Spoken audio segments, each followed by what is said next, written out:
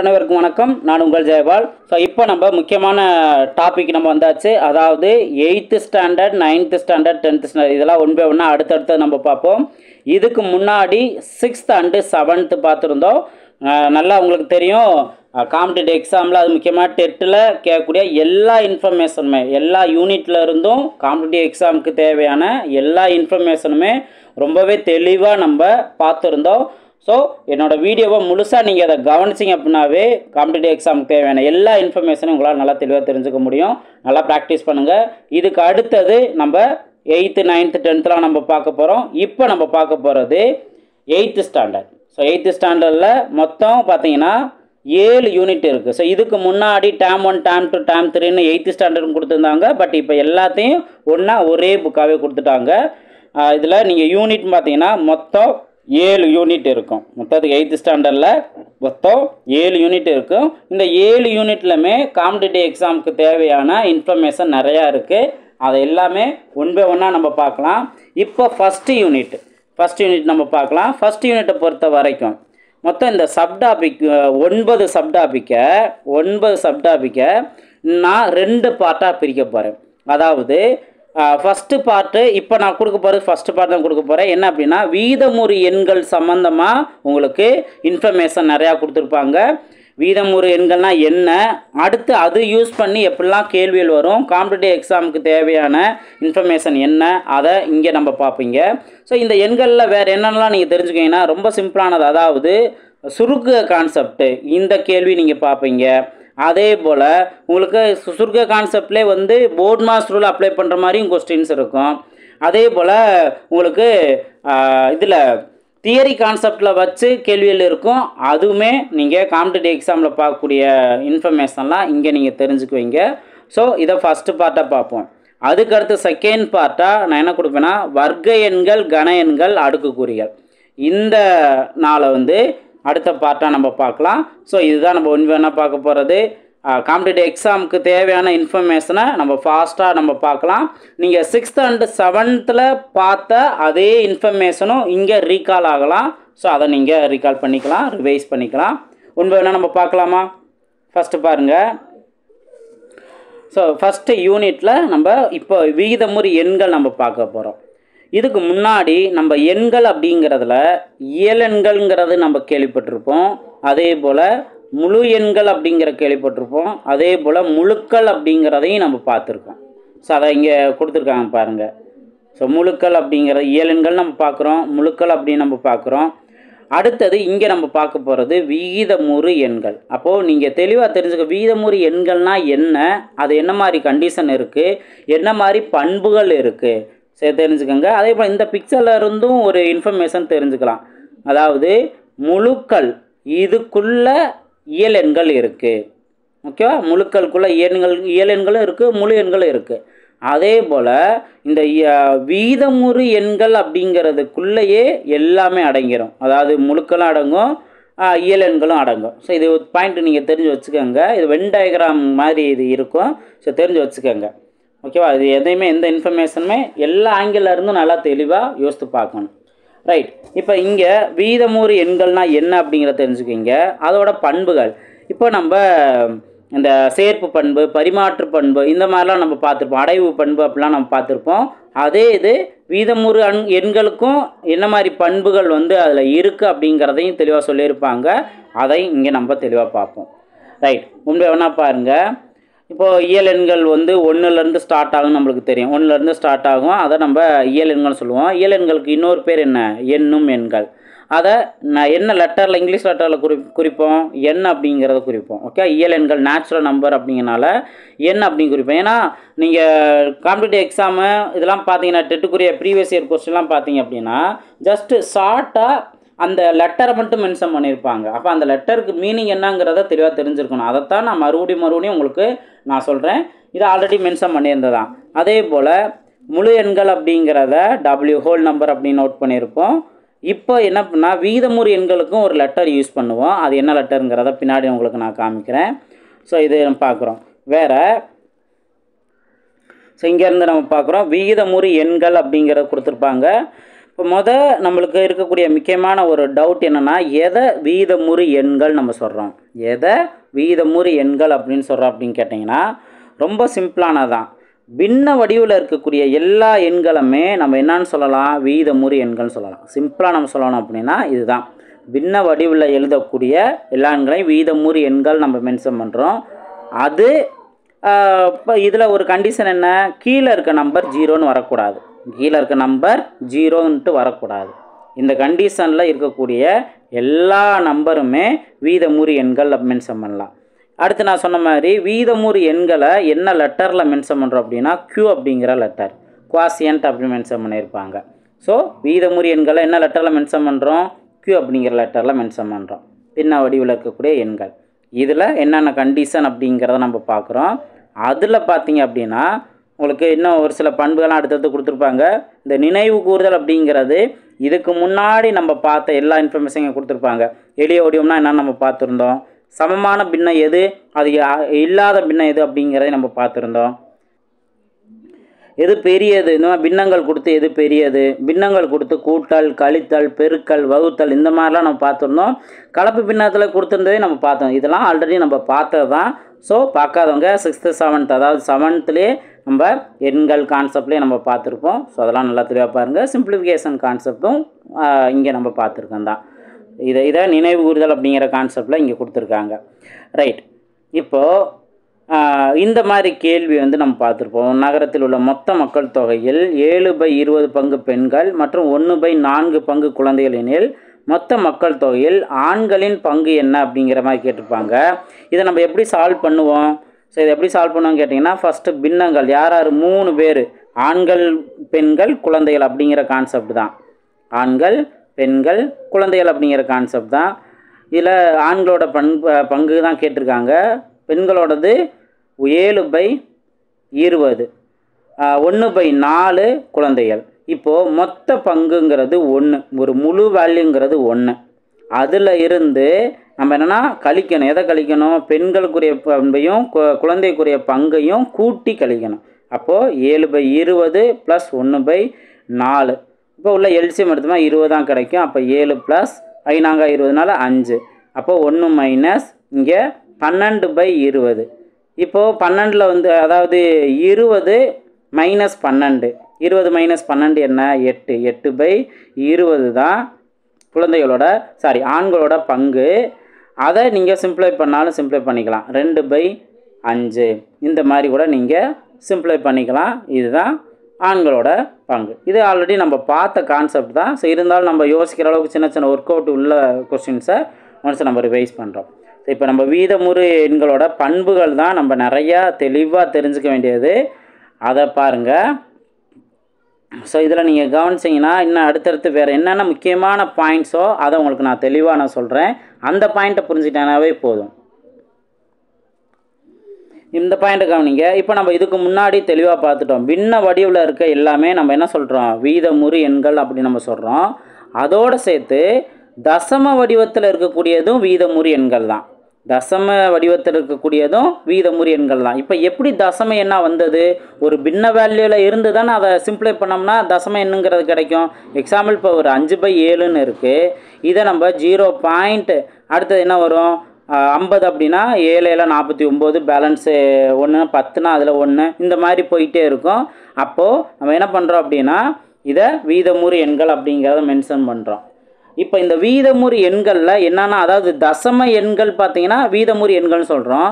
தசம எண்கள் எப்படிலாம் இருக்குன்னு பார்த்தீங்க அப்படின்னா, முடிவுறு அல்லது முடிவுறா மற்றும் தொடரும் தசம எண்ணாக வெளிப்படுத்தலாம் அப்படிங்கிற மென்ஷன் பண்ணியிருப்பாங்க.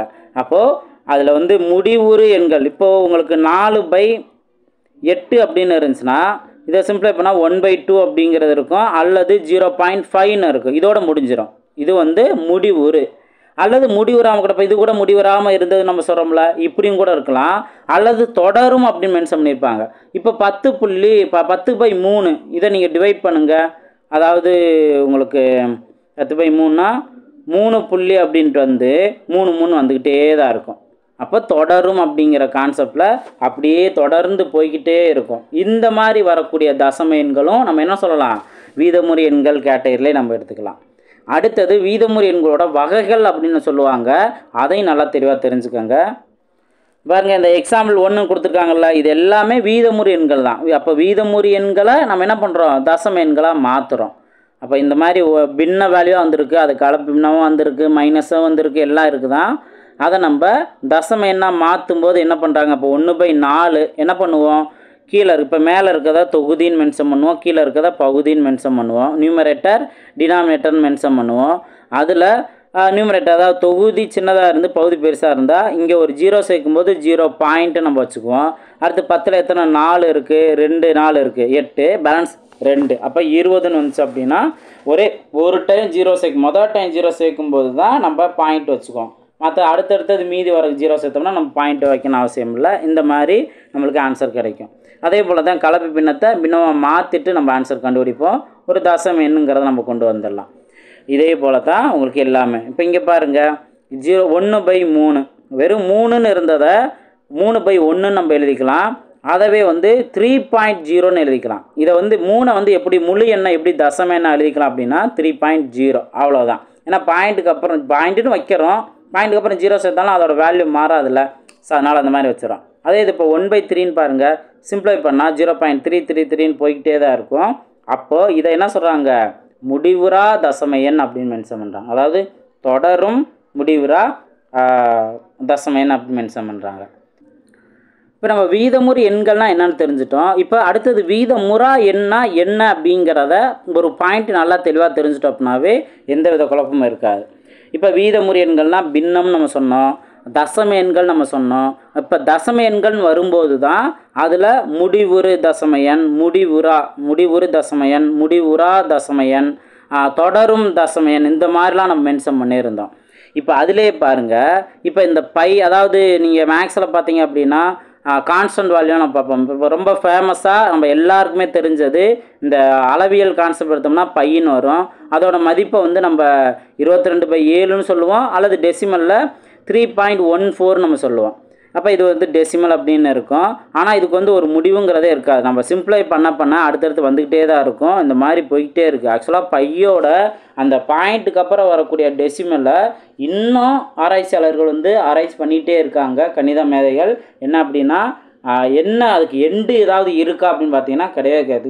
கிட்டத்தட்ட 12 லட்சத்துக்கு மேலே இங்கே அந்த டெசிமல் பாயிண்ட்டுக்கு அப்புறம் இவ்வளவு டெசிமல் வந்துக்கிட்டே இருக்குது. இன்னுமே அதுக்கு முடிவுங்கிறதே இல்லாமல் இருக்குது. அதே போல் இப்போ ரூட்டில் வரக்கூடிய எல்லா வேல்யூமே, அதாவது முழு வர்க்கம்னு இல்லாமல் மற்ற வேல்யூலாம், இப்போ ரூட்டில் 4 அப்படிங்கிறது ஒரு முழு வர்க்க எண் தான். அப்போ 2ன்னு ஆன்சர் கிடச்சிரும்.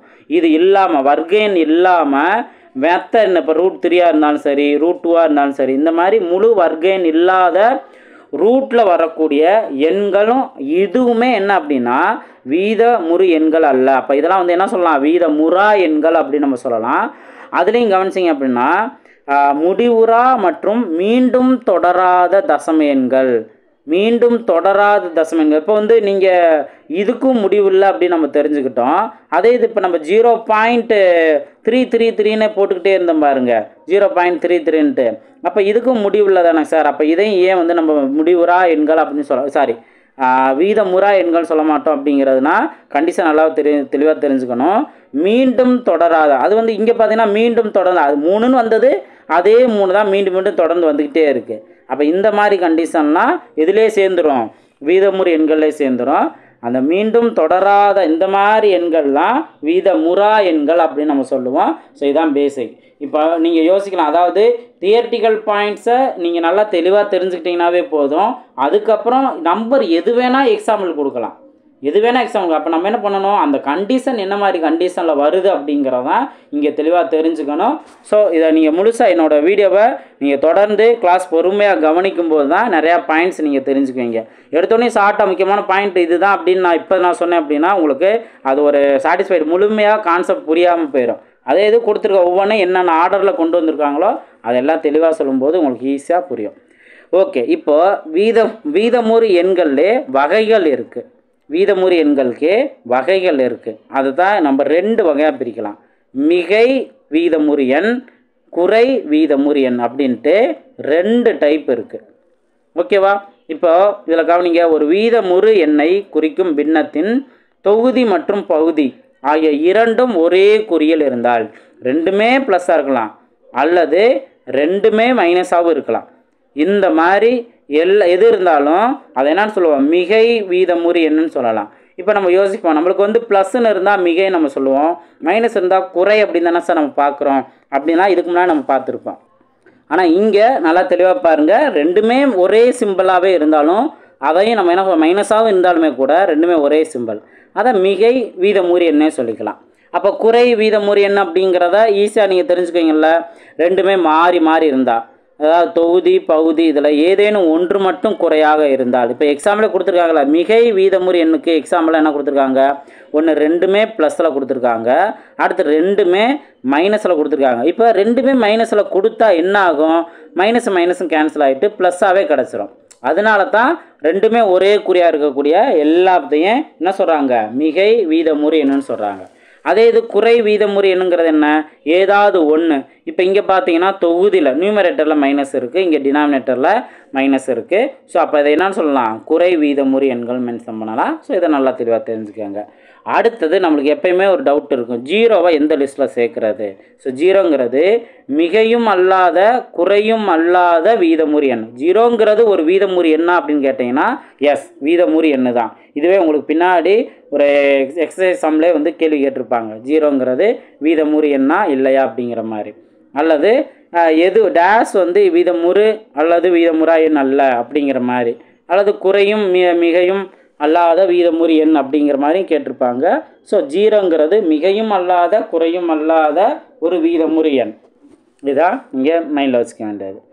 அடுத்தது மித்தது எல்லாமே நம்ம ஆல்ரெடி பார்த்த, இப்போ சமமான வீதமுறு எண்கள் அப்படின்னா பின்ன வேல்யூ தான். வீதமுறு எண்கள்னால் பின்ன வேல்யூன்னு நான் சொல்லிட்டேன். அப்படிங்கிறபோது அந்த பின்ன எண்களுக்கு சமமான பின்னம் என்ன, எளிய பின்னம் என்ன, அடுத்தடுத்து ரெண்டு வீதமுறு எண்களை கூட்டினா என்னாகும், கழித்தா என்னாகும், பெருக்குனா என்னாகும், வகுத்தா என்னாகும் அப்படிங்கிறது இதுக்கு முன்னாடி நம்ம பார்த்த அதே கான்செப்ட் தான் ரிப்பீட் ஆகும். ஸோ அதை நீங்கள் ஒன்ஸ் நீங்கள் ரிவைஸ் பண்ணுங்கள். இதில் பாருங்கள். ஸோ இது நம்ம தெரிஞ்சுக்கிறோம். அதுக்கடுத்தது வீதமுறு எண்களின் திட்ட வடிவம் அப்படிங்கிறது. ஸோ இதை நல்லா கவனிக்கணும். இதில் ஒரு முக்கியமான ரெண்டு கண்டிஷன் இருக்குது, அதை ஒன் பை ஒன்னாக தெரிஞ்சுக்கோங்க. பாருங்கள், வீதமுறு எண்களின் திட்ட வடிவம். ஸோ திட்ட வடிவம் அப்படிங்கிறது அதை சிம்பிளை பண்ணுற மாதிரி கூட நம்ம எடுத்துக்கலாம். ஸோ இருந்தாலும் இப்போ இங்கே உள்ள கொடுத்த கண்டிஷனை கவனிங்க. வீதமுறு எண்களின் பகுதி எண்கள் மிகை முழுக்களாக உள்ளன. ஸோ பகுதி எண்கள் வந்து என்ன, மிகை முழுக்களாக இருக்கணும். அதுக்கு அடுத்தது இப்போ இங்கே இதை எக்ஸாம்பிள் கொடுத்தே மென்ஷன் பண்ணியிருப்பாங்க. இதில் உள்ள பகுதி எல்லாமே பாசிட்டிவில் மென்ஷன் பண்ணியிருப்பாங்க. மேலே இருக்கிறது வந்து தான் தொகுதி தான், மைனஸு ப்ளஸ் எல்லாம் கலந்துருக்கும். அதுக்கு அடுத்த பாயிண்ட் ரொம்ப ரொம்ப முக்கியமானது. இதோட வீதமுறு திட்ட வடிவம் அப்படின்னா தொகுதி மற்றும் பகுதி எண்களின் ஒரே பொது காரணியாக ஒன்று மட்டும் இருக்கணும். அதோட ஹெச்எஃப் வேல்யூ இப்போ ஃபஸ்ட்டு எக்ஸாம்பிள் பார்த்துக்கோங்க, 4, 5. இது அந்த 4ங்கிற நம்பர் 5ங்கிற நம்பரோட ஹெச்எஃப் என்ன வரும், கண்டிப்பாக 1ன்னு மட்டும்தான் வரும். அதே போல் தான் எல்லா நம்பருக்குமே 3, 7 அப்படிங்கிற நம்ம பார்த்தோம் அப்படின்னா அதோட ஹெச்எஃப்பும் 1 அப்படிங்கிறது தான். ஸோ இதுதான் நீங்கள் பார்க்கக்கூடிய முக்கியமான கண்டிஷன் இதுதான். அடுத்தது தொகுதியில் மட்டுமே குறி உள்ளது. இந்த இது மேலே மட்டும்தான் மைனஸ் இருக்குது அப்படிங்கிறது. இதுதான் வந்து திட்ட வடிவில் உள்ளதாக கூறப்படுகிறது. ஸோ இதை வச்சு எப்படி கேள்வி கேட்பாங்க அப்படிங்கிறதான் பின்னாடி எக்ஸசைஸ் சம்ஸில் உள்ள கொஸ்டினை பார்க்கும்போது உங்களுக்கு புரியும். இப்போ இதோட வேல்யூ தெரியாது. அப்போ இந்த கான்செப்டை நல்லா புரிஞ்சுக்கிட்டோம் அப்படின்னா தான் எக்ஸாம் கான்செப்டில் கேட்கக்கூடிய, இப்போ ஒரு நம்பர் கொடுத்துட்டு 58/78ஓட திட்ட வடிவம் என்னான்னு கேட்பாங்க. அப்போ அதுக்கு நம்ம திட்ட வடிவங்கிறது என்ன, அதை நம்ம சிம்பிளை பண்ணணும், அது என்ன மாதிரி கண்டிஷனுக்கு நம்ம சிம்பிளை பண்ணணும் அப்படிங்கிறதெல்லாம் இந்த பாயிண்ட்டை புரிஞ்சுக்கணும். இப்போ இது ஃபைனலாக அந்த ஒரு பாயிண்ட்டை கவனிங்க.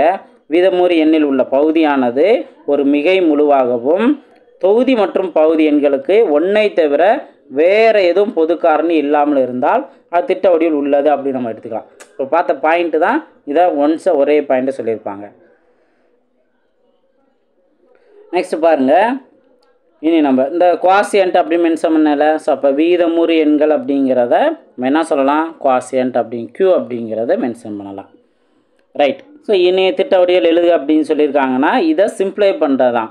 இருக்கிறதுல எளிய வடிவம் மாற்றுறது இருக்குல்ல, அதை தான். இப்போ நீங்கள் பாருங்கள், 48/-84 அப்படிங்கிறத உங்களுக்கு சிம்பிளை பண்ணியிருப்பாங்க. சிம்பிளை பண்ணி இப்போ டிவைடில் மைனஸ் இருந்தாலுமே கூட அது காமனாக நம்மளுக்கு ஆன்சர் எழுதும்போது காமனாக மேலேயே மைனஸ் நம்ம நோட் பண்ணிக்கலாம். அதனால தான் மேலே மைனஸில் உங்களுக்கு போட்டிருப்பாங்க. உங்களுக்கு 12ஆல் அடித்து கொடுத்துருப்பாங்க. இந்த மாதிரி சிம்ப்ளை பண்ணும்போது நம்மளுக்கு எது இருக்கிறதுலே எளிய வடிவமாக கிடைக்குதோ அதுதான் திட்ட வடிவில் எழுதியிருக்கோம் அப்படின்னு அர்த்தம்.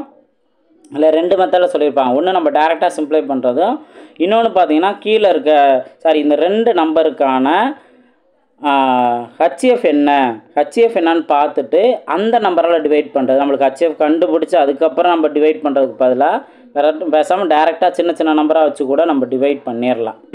அதுதான் ஃபஸ்ட்டு மெத்தட். ஓகே, நெக்ஸ்ட்டு பாருங்கள்.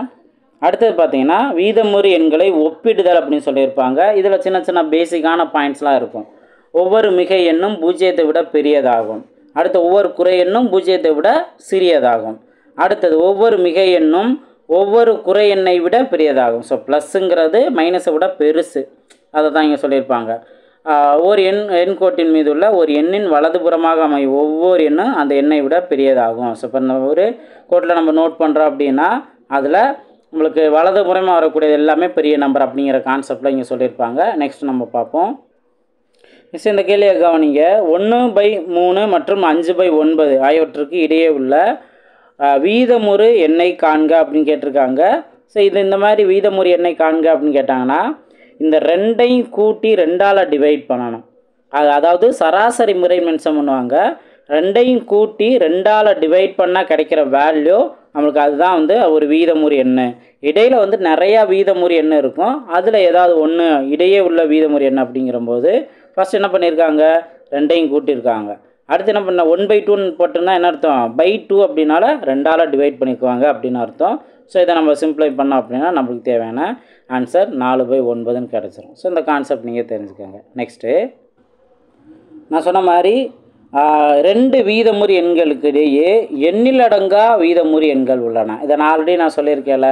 இப்போது 37/70க்கும் 38/70க்கு இடையில் எத்தனை வீதமுறு எண்கள் இருக்குது அப்படின்னு கேட்டாங்கன்னா இப்போ 37/70க்கு எதை ஈக்குவல் பண்ணலாம், 370/700 அப்படிங்கிறது ஈக்குவலாக இருக்கும். அதே போல் 38/70க்கு ஈக்குவலான வேல்யூ 380/700. ரெண்டையும் காமனாக 10ஆல் மல்டிப்ளை பண்ணியிருக்காங்க.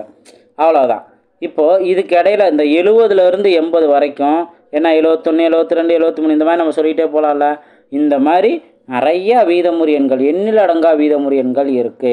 இந்த பாயிண்ட் தெளிவாக தெரிஞ்சுக்கோங்க. நெக்ஸ்ட்டு இப்போ பயிற்சி கணக்கில் ஒரு சிலது பாருங்கள். இப்போ நம்ம பேசிக்காக தெரிஞ்சுக்கிட்ட பாயிண்ட்டில் இருந்து -19/5 ஆனது டேஷ் மற்றும் டேஷ் எண்களுக்கு இடையே முழுக்களுக்கு இடையே இருக்கும் அப்படின்னு கேட்டிருந்தாங்கன்னா ஃபஸ்ட்டு இந்த வேல்யூவை நீங்கள் ஒரு டெசிமல் வேல்யூவாக மாற்றணும். அப்போ டெசிமல் வேல்யூ மாற்றோம்னா 5ஆல் நீங்கள் சிம்ப்ளை பண்ணுங்கள். மைனஸ்லேயே தான் இருக்குது. மைனஸ் அதாவது 3 15 பேலன்ஸு 4 4னா 40 அப்படின்னா நீங்கள் பாயிண்ட் வச்சுட்டு 8 40. இப்போ -3.8 தானே. இந்த -3.8 எதுக்கு இடையில இருக்குது, அதாவது -3க்கும் -4க்கும் இடையில இருக்குது. இதுதான் -3 -4 இது ரெண்டுக்கு இடையில இருக்கிறது தான் இந்த -19/5. புரிஞ்சுங்களா? ஸோ சாதாரணமாக பின்ன வேல்யூ தான். அதை என்ன பண்ணணும், என்ன கேள்விக்கு என்ன சேஞ்சஸ் பண்ணணும் அப்படிங்கிறத இங்கே புரிஞ்சுக்கணும். ரைட்டு. அடுத்தது இப்போ மற்றதெல்லாம் ரொம்ப சிம்பிளானது தான். இதில் உங்களுக்கு இப்போ இதை கவனிங்க. -8/3 மற்றும் 8/3 இந்த மீதம் டேஷ்லேருந்து சம தொலைவில் இருக்கும் அப்படின்னா 0லேருந்து தான் சம தொலைவில் இருக்கும். ஏன்னா 0ங்கிறது சென்டரில் இருக்கும். ஒரே நம்பர் மைனஸ்லையும் அதே நம்பர் ப்ளஸ்லையும் கொடுத்துருந்தா எக்ஸாக்டாக நடுவில் வரக்கூடியது 0 தான். அதான் இங்கே மென்ஷன் பண்ணியிருப்பாங்க. அதுக்கடுத்து இதோட திட்ட வடிவம் என்ன அப்படின்னு கேட்டிருக்காங்கன்னா ஆல்ரெடி நான் என்ன சொல்லியிருக்கேன், திட்ட வடிவம் அப்படின்னா இதை நம்ம சிம்ப்ளை பண்ணணும். அது சிம்ப்ளை பண்ணுறது எது வரைக்கும் சிம்ப்ளை ஆகணும், அதோட 2 நம்பர் பகுதி தொகுதியோட பொது காரணி 1ன்னு வர வரைக்கும். இதுதான் நீங்கள் இருக்கிற, அதுக்கு மேலே இன்னும் சுருக்க முடியாது அப்படிங்கிற அளவுக்கு இங்கே மாற்றணும். அப்போது -58/78 அப்படிங்கிறத நீங்கள் 58/-78 அது இங்கே இருந்தாலும் சரி, மேலே இருந்தாலும் சரி, கீழே இருந்தாலும் சரி, 2ஆல் அடிச்சு கொடுத்தீங்க அப்படின்னா 29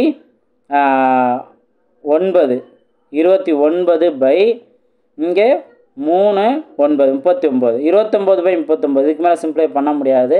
அப்போ -29/39 இதுதான் இருக்கான திட்ட வடிவம். இந்த மாதிரி நம்ம இதற்கான ஆன்சர் கண்டுபிடிச்சிடலாம். அடுத்து கவனிங்க. அடுத்து பார்த்தா உங்களுக்கு பயிற்சி கணக்கில் இன்னி பாருங்கள், சும்மா இந்த மாதிரி ப்ராக்டிஸ் பண்ணுற அளவுக்கு தான் இருக்கும். அதில் எது பெருசு எது சிறுசு அப்படின்னு கேட்டாங்கன்னா நம்ம என்ன பண்ணுவோம், கம்பேர் பண்ணுவோம்ல. எது எப்படி ஷார்ட்கட் சொல்லியிருக்கேன், ஃபஸ்ட்டு 2 நீங்கள் எடுத்துக்குவீங்க. 2 எடுத்துக்கிட்டு ஜஸ்ட்டு நீங்கள் கிராஸ் மல்டிபிள் பண்ணீங்க அப்படின்னா எது பெரிய நம்பர் எது சின்ன, மைனஸ் வேல்யூவில் எது பெருசோ அது சின்னது, எது வந்து மைனஸ் வேல்யூவில் சின்னதோ அது பெருசு. இது ஆல்ரெடி நம்ம சொல்லியிருக்கோம். இப்போ -5ம் -1ல் எது பெருசு அப்படின்னு கேட்டால் -1 தான் பெருசு, -5 சின்னது. அந்த கான்செப்ட் தான் இங்கே சொல்கிறேன். ஸோ அதுபடி இங்கே நீங்கள் சால்வ் பண்ணும்போது உங்களுக்கு எது மிகப்பெரிய வேல்யூ அப்படிங்கிறத ஈஸியாக நீங்கள் கண்டுபிடிச்சிடலாம். அடுத்து வீதமுறு எண்களோட அடிப்படை கணித செயல்பாடுகள் அப்படின்னா வேறு ஒன்றும் இல்லை, அந்த கூட்டல், கழித்தல், வகுத்தல், பெருக்கல் இந்த மாதிரி தான். அப்போ நம்ம என்ன பண்ணுவோம், இப்போ ஒரு பின்ன வேல்யூ கூட்டுக அப்படின்னு சொல்கிறாங்க. அப்போ அதுக்கானது நம்ம என்ன பண்ணுவோம், கீழே இருக்கிறது சேமாக இருந்தது அப்படின்னா, அதோட பகுதி வேல்யூ சேமாக இருந்தது அப்படின்னா நம்ம மேலே இருக்கிறத டைரெக்டாக நம்ம கூட்டிக்கலாம். அப்போ -6 + 8 -12. ஸோ அதை சிம்பிளை பண்ணோம் அப்படின்னா நம்மளுக்கு -10ங்கிறது கிடைக்கும். அப்போ டிவைடில் இருக்க அந்த 11 அப்படியே நம்ம நோட் பண்ணிக்கலாம். இதாக இருக்கான அதே இது வெவ்வேறு பகுதி நம்பர் இருந்தது அப்படின்னா நம்ம அதற்கான கீழே இருக்க நம்பருக்கான எல்சிஎம் நம்ம எடுத்துக்குவோம். எல்சிஎம் எடுத்தோம் 36ன்னு கிடைக்கும். அதுக்கப்புறம் அது 36ல் இருந்து காமனாக சிம்பிளை பண்ணி நம்ம ஆன்சர் கண்டுபிடிப்போம். இது ஆல்ரெடி நம்ம பார்த்தது தான். ஸோ இதுதான் வந்து உங்களுக்கு கொடுத்துருப்பாங்க. இப்போ இந்த கூட்டல் நேர்மாறு, பெருக்கல் நேர்மாறு இந்த மாதிரி கேட்குறாங்கன்னா, கூட்டல் நேர்மாறு அப்படின்னு கேட்டிருந்தாங்கன்னா வேறு ஒன்றும் இல்லை, எந்த நம்பரை வீதமுறு எண்ணுடன் கூட்டும்போது 0ஐ அளிக்கும் மற்றொரு வீதமுறு எண்ணன் மென்ஷன் பண்ணியிருப்பாங்க. இப்போ இதுக்கு கூட்டல் நேர்மாறுங்கிறது வேறு ஒன்றும் இல்லை, ஒரு நம்பர் கொடுத்துருந்து அதுக்கு ஆப்போசிட்டான நம்பர் மைனஸ் நம்ம மாற்றிட்டோம் அப்படின்னா போதும், ஆப்போசிட்டான நம்பர். அதே இது ஆல்ரெடி மைனஸில் கொடுத்துருந்தாங்கன்னா அதை நம்ம ப்ளஸ்ஸாக மாற்றிட்டோம் அப்படின்னாவே இந்த மாதிரி நம்ம கூட்டும்போது நம்மளுக்கு என்ன கிடைக்கும், 0ங்கிறது கிடைக்கும். அப்போது அந்த கூட்டல் நேர்மாறுங்கிறது கூடுதலுக்கான வீத சமணி, கூட்டல் சமணிங்கிறது 0, பெருக்கல் சமணிங்கிறது 1. இதெல்லாம் நம்ம ஆல்ரெடி நம்ம பார்த்துருந்தா தான். ஸோ அகைன் இங்கேயே அதுவும் தான் கொடுத்துருக்காங்க. ஓகே, அதுக்கடுத்து இந்த பெருக்கல் நேர்மாறுங்கிற பாருங்கள், அதுக்கு வந்து என்ன சொல்லுவோம், பெருக்கல் பலன் 1 எனில் ஒவ்வொன்றும் மற்றொரு ஒன்றுக்கு தலைகீழி அல்லது பெருக்கல் நேர்மாறு எனப்படும். இப்போ ஏங்கிற ஒரு நம்பர் இருந்துச்சுன்னா அதோட தலைகீழி 1/a, இதை பெருக்கும்போது நம்மளுக்கு 1ன்னு ஆன்சர் கிடைக்கும். அப்போ அதோட பெருக்கல் பலன் என்ன, 2 நம்பரையும் பெருக்கும்போது 1ன்னு கிடைக்கணும். அப்படின்னா 1க்குன்னா அதோட தலைகீழோட வேல்யூ தான் பெருக்குனா 1ன்னு கிடைக்கும். ஸோ அப்போ 1 தான் பெருக்கல் நேர்மாறு அப்படின்னு நம்ம சொல்லுவோம். இப்போ 2 பின்ன வேல்யூவை நம்ம வகுக்கணும் அப்படின்னா என்ன பண்ணுவோம், நம்பர் அப்படியே போட்டுட்டு 2ஆம் நம்பரை அந்த வகுத்தல் அப்படிங்கிற சிம்பிளுக்கு பதிலாக தலையில் நம்ம மாற்றிடணும், பெருக்கல் போட்டு தலையில் மாற்றிடணும். இப்போ பாருங்கள் இங்கே என்ன பண்ணியிருக்காங்க, 7/-8ன்னு இருக்குது. அடுத்து மைனஸ்க்கு பதிலாக டிவைடுக்கு பதிலாக மல்டிபிள் போட்டுட்டு அதுக்கு அடுத்தது இதை தலையில் மாற்றிருக்காங்க. அப்போ -4/3 அப்படின்னு மாற்றிருக்காங்க. ஸோ அது தலையில் மாற்றிட்டு சிம்பிளை பண்ணோம் அப்படின்னாவே அதுதான் வகுத்தல் நம்ம பண்ணோன்னு அர்த்தம். இது ரொம்ப சிம்பிளானது தான். ஸோ இதெல்லாம் நீங்கள் நல்லா கவனிச்சுக்கோங்க. நெக்ஸ்ட்டு இந்த மாதிரி கலப்பு பின்னம் கொடுத்தும் அவங்க வந்து கூட்டல், பெருக்கல், வகுத்தல் இந்த மாதிரி சொன்னாலுமே கூட கலப்பு பின்னத்தை நம்ம பின்னமாக மாற்றிட்டு அதுக்கப்புறம் நம்ம அதை சிம்பிளை பண்ணிக்கலாம். ஸோ இந்த மாதிரி நீங்கள் ஆல்ரெடி நம்ம பார்த்தது தான். ஸோ அதெல்லாம் நீங்கள் ப்ராக்டிஸ் பண்ணிக்கலாம். நெக்ஸ்ட்டு இந்த மாதிரி கொஸ்டின் காம்படிட்டிவ் எக்ஸாமில் அதிகமாக கேட்குறாங்க. ஸோ இதையும் நல்லா தெளிவாக பாருங்கள். ஒரு மாணவர் ஒரு எண்ணை 8/9ஆல் பெருக்குவதற்கு பதிலாக தவறுதலாக 8/9ஆல் வகுத்து விட்டார். அவருக்கு கிடைத்த விடைக்கும் சரியான விடைக்குமான வித்தியாசம் 34 எனில் அந்த எண்ணை காண்க அப்படின்னு கேட்டிருக்காங்க. ஸோ இதில் ஃபஸ்ட்டு என்ன பண்ணுறோம் அப்படின்னா ஒவ்வொரு பாயிண்ட் இப்போ வந்து அதோட வித்தியாசம் மென்ஷன் பண்ணியிருக்காங்க. இப்போ ஒரு எண்ணுங்கிறத நம்ம எக்ஸ்ன்னு வச்சுக்கணும், ஒரு எண்ணுங்கிறத எக்ஸ்ன்னு வச்சுக்கணும். அந்த எண்ணத்தை நம்ம கடைசியில் கண்டுபிடிப்போம், எக்ஸ்னால் என்னென்னு கண்டுபிடிப்போம். இப்போது அந்த ஒரு எண்ணை வந்து 8/9ஆல் பெருக்குவதற்கு பதிலாக அப்படின்னு சொல்லியிருக்காங்கன்னா ஃபஸ்ட்டு என்ன பண்ணியிருப்பாங்க, எக்ஸ் அப்படிங்கிற நம்பரை 8/9ஆல் பெருக்கியிருக்கணும். பெருக்குனா என்ன கிடைக்கும், 8x/9 கிடைக்கும். அது பண்ணுறதுக்கு பதிலாக என்ன பண்ணிட்டாங்க, 8/9ஆல் வகுத்து விட்டாங்க அப்படின்னு சொல்கிறாங்க. அப்போ வகுத்தோன்னா என்ன பண்ணுவாங்க, எக்ஸுங்கிற அந்த நம்பரை 8/9ஆல் வகுக்கிறாங்க. அப்போ வகுக்கிறாங்கன்னா ஒரு பின்னத்துக்கு கீழே இன்னொரு டிவைட் வந்துச்சுன்னா இந்த வேல்யூ நம்ம தலையில் அந்த 9ங்கிறது மேலே வந்துடுமா, அப்போது 9x/8ன்னு இருக்கும். இதுதான் வந்திருக்க ஆன்சர். ஓகேவா? இப்போ இதோட வித்தியாசம் 34 சொல்லியிருக்காங்க. இந்த சரியாக பண்ணதுக்கும் தவறாக பண்ணது இதுக்கான வித்தியாசம். அப்போ இதில் பெரிய நம்பர்லேருந்து சின்ன நம்பரை மைனஸ் பண்ணணும். எது பெரிய நம்பர்? 9x/8ங்கிறது தான் பெரிய நம்பர். அப்போ 9x/8ஓட அந்த 8x/9 இதோட வித்தியாசம் தான் 34. ஸோ ஃபஸ்ட்டு இந்த கான்செப்டையும் நல்லா தெரியும். அவங்க கொடுத்துருக்க சென்டென்ஸை ஒரு ஈக்குவேஷனாக ஃப்ரேம் பண்ண தெரியணும். அதுக்கடுத்தது அவங்க கொடுத்துருக்க அந்த ஒரு வேல்யூ எதுக்கு ஈக்குவல் அப்படிங்கிறதையும் இங்கே புரிஞ்சுக்க தெரியணும். ஸோ இதை நம்ம சிம்பிளை பண்ணால் நம்மளுக்கு தேன ஆன்சர் வந்துடும். எல்சிஎம் எடுத்தால் என்ன வரும்? 72ன்னு வரும். இங்கே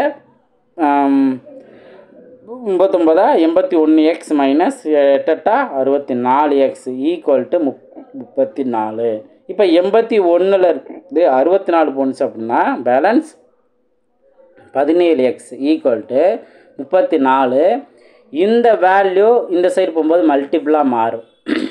நீங்கள் மல்டிப்புளாக இருக்கிறதுனால அப்படியே மல்டிபிள் பண்ண வேணாம். மல்டிபிள் பண்ணாமல் அதே கண்டிஷனில் வைங்க, அழகாக கேன்சல் ஆகும். ஒரு 17 17 2 17 34. இப்போ எக்ஸோட வேல்யூ என்ன? 2 × 72 2 × 72 144. இதுதான் அதற்கான ஆன்சர். இந்த மாதிரி அவங்க கொடுத்துருக்க சென்டென்ஸை நல்லா தெளிவாக புரிஞ்சுக்கிட்டு இந்த மாதிரி நம்ம சால்வ் பண்ணணும். ஸோ ரொம்ப முக்கியமானது. இதே போல் பயிற்சி கணக்குலையும் ஒரு கொஸ்டின் வந்திருக்கு. அதுலேயும் ஒரு சின்ன சேஞ்சஸ் இருக்குது. அதனால் தெளிவாக பாருங்கள். நான் உங்களுக்கு எக்ஸ்பிளைன் பண்ணுறேன். நெக்ஸ்ட்டு பார்ப்போம். நெக்ஸ்ட்டு இந்த மாதிரி சிம்பிளிஃபிகேஷன் கான்செப்டில், அதாவது பின்னங்கள்ங்கிறது மீதமுறி எண்கள்னு சொல்லிட்டோம். அப்போ மீதமுறி எண்களை வச்சு சிம்பிளிஃபிகேஷன் கான்செப்டில் கேட்பாங்க. இப்போ இதை சால்வ் பண்ணுறோம் அப்படின்னா மொத்தம் தனித்தனியான ப்ராக்கெட் இருக்குது. இது ஒரு ப்ராக்கெட் தனியாக, இது ஒரு தனியாக, இது ஒன்று தனியாக. அப்போ தனித்தனியாக இருக்கிறதுல நீங்கள் மொத்தத்துக்கே பண்ணாவே ஓகே. இப்போ இந்த மைனஸ்க்குள்ளே இன்னொன்று ப்ராக்கெட்டுக்குள்ளே கொடுக்குறாங்கன்னா மல்டிபிள்னு அர்த்தம். அப்போ மைனஸையும் நம்ம மல்டிபிள் பண்ணால் ப்ளஸ்ன்னு மாறிடும். அப்போ என்ன ஆகும்? 4/3 ப்ளஸ் 3/2 அப்படின்ட்டு இந்த ப்ராக்கெட்டுக்குள்ளே இருக்கும். ப்ளஸ் இந்த வேல்யூ பார்த்தீங்க அப்படின்னா நான் ஆல்ரெடி சொன்ன மாதிரி -5/3 டிவைடுக்கு பல மல்டிபிள்னு போட்டு டிவைடுக்கு அடுத்து வரக்கூடிய பின்ன வேல்யூ தலைகளாம் நோட் பண்ணிக்கலாம். அப்போ என்ன ஆகும்? 30/12க்கு பல 12/30ன்னு இருக்கும். ப்ளஸ் அதே போல் இங்கே இங்கே பார்த்தீங்க அப்படின்னா மைனஸ் இன்ட்டு மைனஸ் ப்ளஸ்ன்னு மாறிடும். அடுத்து 9 9 39 27. அடுத்தது 4ஆல் அடிச்சு கொடுத்தா 3 12 4 16. இப்போ மேலே இருக்கிறது மல்டிபிள் கண்டிஷன் இருக்கனால மேலே இருக்கிறத மல்டிபிள் பண்ணிடணும். 3 9 இங்கே 4ன்னு இருக்கும். இப்போது உள்ளே இருக்கிறது இந்த 2 ப்ராக்கெட்டுக்குள்ளே இருக்க சால்வ் பண்ணுங்கள். சால்வ் பண்ணால் இந்த மாதிரி 2 பின்ன வேல்யூக்கு இடையில் ப்ளஸ்ஸோ மைனஸோ வந்தால் கண்டிப்பாக எல்சிஎம் எடுக்கணும். ஸோ எல்சிஎம் பார்த்தீங்கன்னா 6. அதை கிராஸ் மல்டிபிள் பண்ணுங்கள். கிராஸ் மல்டிபிள் பண்ணால் 8 + 9 ப்ளஸ் அதே போல் இங்கே மைனஸ்லேயே தான் ஆன்சர் நம்மளுக்கு கிடைக்கும். 1 3 3 4 3 12. அடுத்தது 1 5 5, அதாவது மைனஸ் இங்கே இருக்குது. 6 5 30. மறுபடியும் நம்ம என்ன பண்ணலாம்? 2ஆல் அடிச்சு கொடுத்தா 2 3ன்னு இருக்கும். அப்போ ப்ராக்கெட்டுக்குள்ளே -2/3 இப்படி கூட நம்ம எழுதிக்கலாம். ப்ளஸ் 9/4. இப்போ இதில் மேலே இருக்கிறத ஆட் பண்ணோம்னா நம்மளுக்கு 17/6. இந்த வேல்யூ மைனஸாக மாறிடும். -2/3 ப்ளஸ் 9/4. ஸோ மேக்ஸை பொறுத்த வரைக்கும் சிம்பிளிஃபிகேஷன் கான்செப்டாக இருக்கட்டும், எதாக இருக்கட்டும், ப்ளஸ்ஸு மைனஸ் விஷயத்தில் கொஞ்சம் கவனமாக கரெக்டாக இருக்கணும். ஸோ அதை நம்ம நோட் பண்ணிக்கணும். ஓகே, இப்போ இதை நம்ம எல்சிஎம் எடுத்தோம் அப்படின்னா நம்மளுக்கு 12ன்னு கிடைக்கும். எல்சிஎம் எடுத்தால் 12. அப்போ 6 × 2, அப்போ மேலே 2ஆல் மல்டிபிள் பண்ணால் 34 மைனஸ் 4 12. அப்போ இதையும் 4ஆல் மல்டிபிள் பண்ணால் 8 ப்ளஸ் 3 12 மேலே 3ஆல் மல்டிபிள் பண்ணால் 27. ஸோ இந்த ஒரே ஒரு வேல்யூ மட்டும் மைனஸில் இருக்குது, மற்றதெல்லாம் ப்ளஸில் இருக்குது. நீங்கள் இதவே நீங்கள் மைனஸ் பண்ணுங்கள். 34ல் 8 போன்ஸ் அப்படின்னா பேலன்ஸ் 26. அப்போ 26 + 27 ÷ 12. 26 27 எவ்வளோ வரும்? 53. 53/12. இதுக்கு மேலே சிம்பிளை பண்ண முடியுமா? முடியாது. ஸோ ஆப்ஷனை பொறுத்து அது கலப்பின்னத்தில் இருந்தால் கலப்பின்னம், அல்லது இதே வேலையில் இருந்தால் இதே வேலையை நம்ம முடிச்சுக்கலாம். இதுதான் அதற்கான ஆன்சர். ஸோ எப்பயும் போல் போர்டு மாஸ் ரூலை தான் நம்ம யூஸ் பண்ணுறோம். இது அதனால சொன்னேன். பயிற்சி கணக்குலையும் இதே போல் ஒரு 2 சம் கொடுத்துருப்பாங்க, அதையும் ஒர்க் அவுட் பண்ணிக்கலாம்.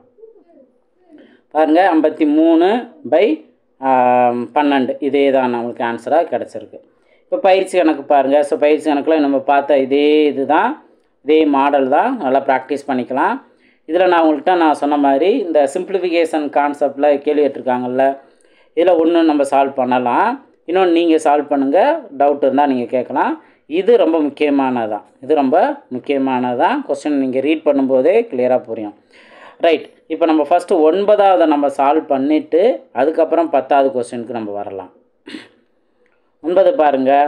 11/8 இன்ட்டு -6/33.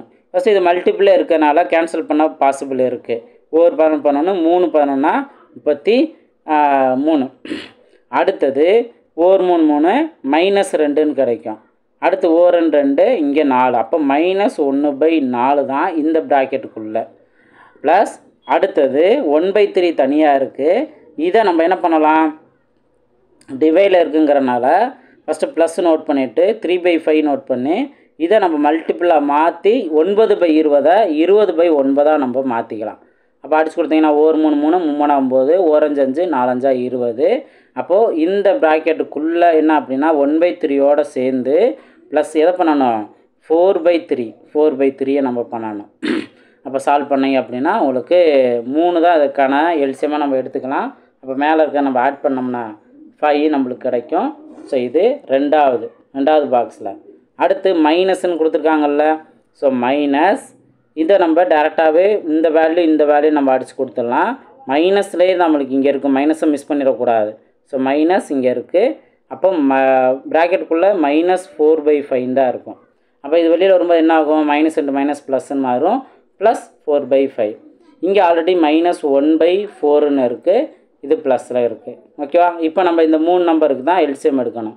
எல்சிஎம் எடுத்தோம் அப்படின்னா என்ன வரும், 15, அடுத்தது 30 40ஓட மடங்கில் வராது. அப்போ எல்லாத்தையும் மல்டிபிள் பண்ணிடலாம், 60. ஓகேவா? 12 5 60. இப்போ 4 × 15 60. அப்போ மேலே -15ன்னு வரும். ப்ளஸ் 3 × 20 60. இப்போ மேலே 20ஆல் மல்டிபிள் பண்ணால் 100. ப்ளஸ் 5 × 12. அப்போ மேலே 12ஆல் மல்டிபிள் பண்ணோம்னா நமக்கு 40 48ன்னு கிடைக்கும். இப்போ இதில் -15 + 48. 48ல் 15 போணுச்சு அப்படின்னா பேலன்ஸு 33ன்னு இருக்கும். அப்போது 133/60. இதுதான் அதற்கான ஆன்சர். கலப்பினத்தில் கொடுத்தா கலப்பினா நம்ம நோட் பண்ணிக்கலாம். இந்த மாதிரி நம்ம இதற்கான ஆன்சர் கண்டுபிடிச்சிடலாம். இதே இது அடுத்த கொஸ்டின் பாருங்கள், நல்லா கவனிக்கணும். அடுத்த கொஸ்டினை, ஒரு மாணவர் ஒரு எண்ணை 4/3 வகுப்பதற்கு பதிலாக 4/3 பெருக்கி சரியான விடையை காட்டிலும் 70 கூடுதலாக பெற்றார். அந்த எண்ணை காண்க அப்படின்னு கேள்வி கேட்டிருக்காங்க. ஸோ அதை எப்படி நம்ம சால்வ் பண்ண நல்லா கவனிங்க. இதில் புரிஞ்சுக்க வேண்டிய பாயிண்ட்டு தான் ரொம்ப முக்கியமானது. நல்லா கவனிங்க. ஒரு மாணவர் ஒரு எண்ணை தான் நம்ம எக்ஸ்ன்னு எடுத்துக்குவோம். 4/3 வகுப்பதற்கு பதிலாக, அப்போ ஒரிஜினல் வேல்யூ சரியான விடைங்கிறது என்ன, இங்கே இருந்தால் நீங்கள் பண்ண வேண்டியது எக்ஸை 4/3 வகுக்கணும். இப்போ இதை வகுத்தோம் அப்படின்னா அந்த 3 மேலே மல்டிபிள் ஆகுமா, என்ன ஆகும், 3x/4 தான் சரியான விடை. ஆனால் என்ன நடந்திருக்கு, அந்த பதிலாக 4/3 பெருக்குனார். அப்போ 4/3 அவர் பெருக்கியிருந்தார்னா x × 4/3 அப்படின்னா நம்மளுக்கு 4x/3 தான் கிடச்சிருக்கும். இந்த தவறான விடை எதுக்கு ஈக்குவலாக இருக்குன்னு பாருங்கள். இங்கே தான் நீங்கள் முக்கியமாக கவனிக்கணும். இந்த தவறான விடை எதுக்கு ஈக்குவலாக இருக்குன்னா சரியான விடையை காட்டிலும் 70 கூடுதலாக இருக்குது. அப்போ இதிலேருந்து தான் ஒரு ஈக்குவேஷன் நீங்கள் க்ரியேட் பண்ணுவீங்க. அப்போ தவறான விடை 4/3 தான்.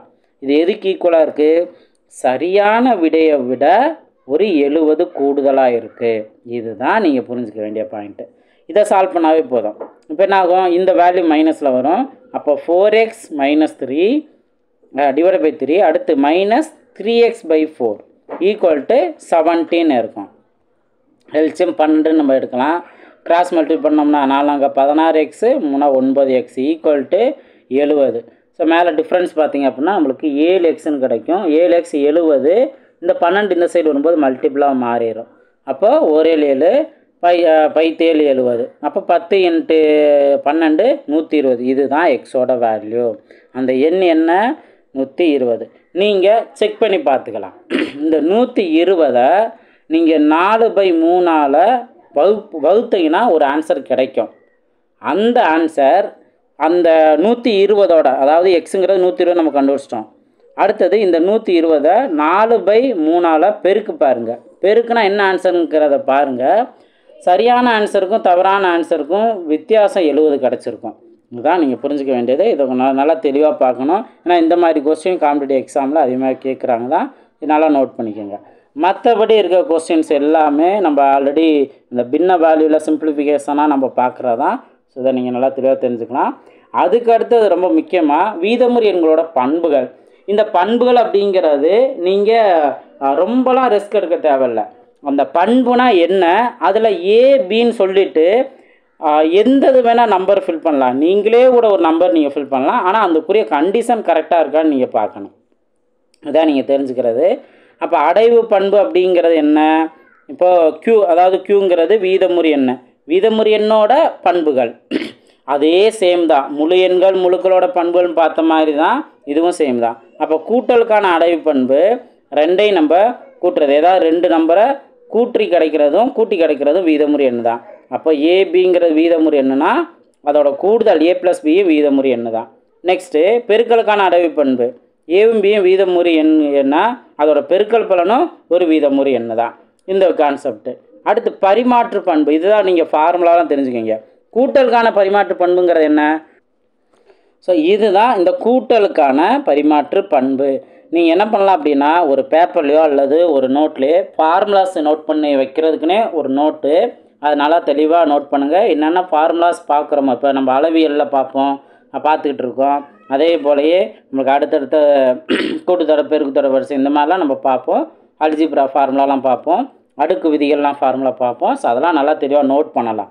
நீங்கள் மொத்தமாக ஒரு ஃபார்முலாவை மொத்தமாக எழுதி வைக்கிறதுக்கும் நம்ம ஒவ்வொரு லெசன்லையும் நம்ம என்ன மாதிரி ஃபார்முலாவை பார்க்குறோம், அப்போ அந்த ஃபார்முலாவை தனியாக அதை நீங்கள் ஃபோக்கஸ் பண்ணிவிட்டு தனியாக எழுதும்போது கிடைக்கக்கூடிய அந்த ஒரு ஆர்டர் உங்களுக்கு நல்லா திருப்திகரமாக இருக்கும். பரவாயில்ல, நம்ம இதெல்லாம் படித்து ஒவ்வொன்றா நோட் பண்ணியிருக்கோம், அதை நீங்கள் உங்களுக்கு தெளிவாக ஞாபகம் இருக்கும். இப்போது இந்த பரிமாற்று பண்புனா A + Bனா B + A.